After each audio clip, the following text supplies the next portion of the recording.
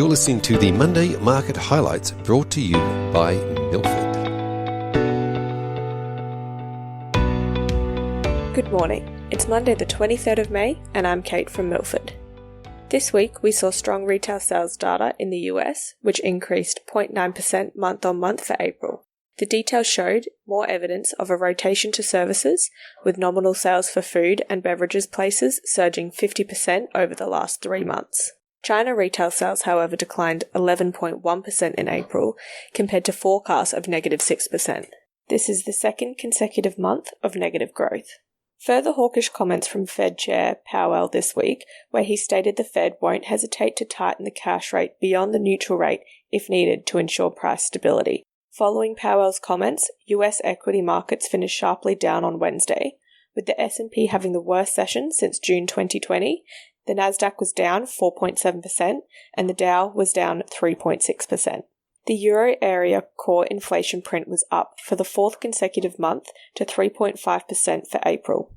Turning to the domestic market, the RBA minutes were released this week, where members discussed 3 options for the size of the rate increase moving forward. The options being raising the cash rate by 15 basis points, 25 basis points, or 40 basis points.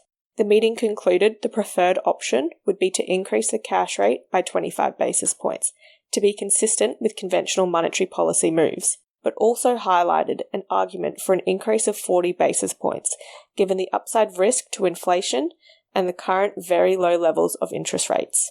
Australian unemployment data for April was released. It remained at a record low rate of 3.9%, which was in line with expectations. And finally, the Australian federal election was held on Saturday, where the Labor Party defeated the coalition government. At the time of recording, the Labor Party had won 72 seats, the Liberal Party had lost 20 seats, and the Independents had won 11 seats. Anthony Albanese is expected to be sworn in today.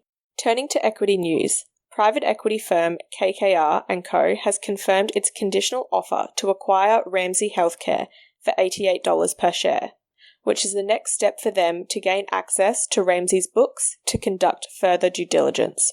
KKR stated they are on track to submit a binding bid early next month.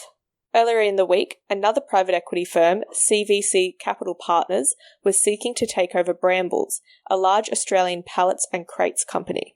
The bid valued the company at $20 billion. However, a few days later, CVC walked away from the offer due to the rise in the Brambles share price and the overall market uncertainty.